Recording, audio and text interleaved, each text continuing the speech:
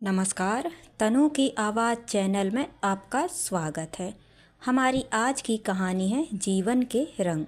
किरण, मैं या तो पागल हो जाऊंगा या यह घर छोड़कर चला जाऊंगा, राजेश ने लगभग चीखते हुए कहा। किरण भी चिल्लाई, तुम क्या जाओगे? तुमसे पहले मैं ही चली जाऊंगी। तंग आ गई हूँ रोज रोज के तुम्हारे लड़ाई झगड़े से। ये शब्द बाढ़ थमते नहीं अगर मोबाइल फ़ोन नहीं बजता।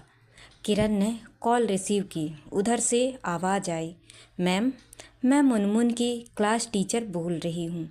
कल पेरेंट टीचर्स मीटिंग है। जी, मैं आ जाऊँगी। किरण ने उनकी बात को जैसे बीच में ही काटते हुए कहा। जी, मैं चाहती हूँ कि मिस्टर सहाय भी आपके साथ आएँ। क्लास टीचर ने अपनी आधी अधूरी बात को किरण के चुप होते ही पूरा किया। राजेश को यह बात बताकर किरण ने धम से कमरे का दरवाज़ा बंद किया और घर के दूसरे हिस्से में चली गई। अगले दिन किरण और राजेश मुनमुन की टीचर के सामने स्कूल के ऑफिस में बैठे थे।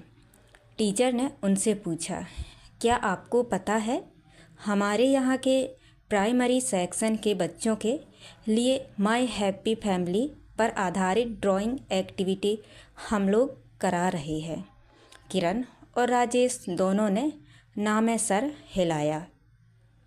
टीचर ने आगे कहा, इस एक्टिविटी में हमने स्कूल की तरफ से बच्चों को एक ड्राइंग बुक दी है।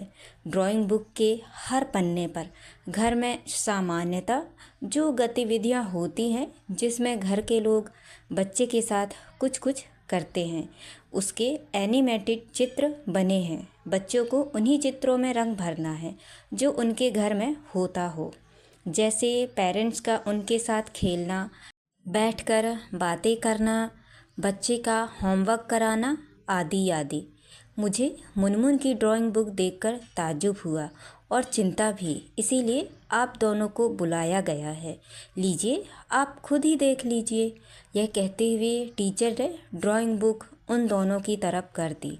किरण एक एक कर पन्ने पलट रही थी और हर पन्ने के साथ उसकी और राजेश दोनों की ही आंखें नम होती जा रही थी, क्योंकि मुनमुन ने किसी भी पन्ने में कोई रंग नहीं भरे थे, बल्कि हर हैप्पी फैमिली वाले चित्र के नीचे एक उदास सी छोटी बच्ची को बनाया था और साथ ही लिखा था, जब मेरे घर में भी ये सब होगा तभी भरूंगी मैं इनमें रंग।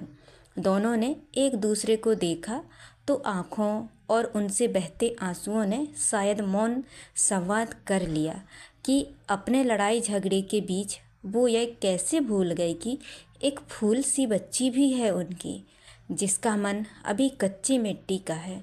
उसकी सतह पर पड़ने वाली हर अच्छी बुरी चीज़ गहरी छाप छोड़ेगी। तो उसके मन में खूबसूरत रंगों वाले चित्रों को उकीरने में उन्हें क्या करना है, ये अब दोनों बेहतर समझ चुके थे। बाहर निकलते ही उन्होंने मुनमुन को चूमते हुए गोद में उठाया और चल पड़े मुनमुन के साथ साथ अपने जीवन में भी रंग भरने। तो दोस्तों, ये कहानी आपको कैसी लगी, लाइक और कमेंट करके ज़रूर बताएं और चैनल को सब्सक्राइब करना ना भूलें। तो मिलते हैं अगली कहानी में। बहुत बहुत धन्यवाद।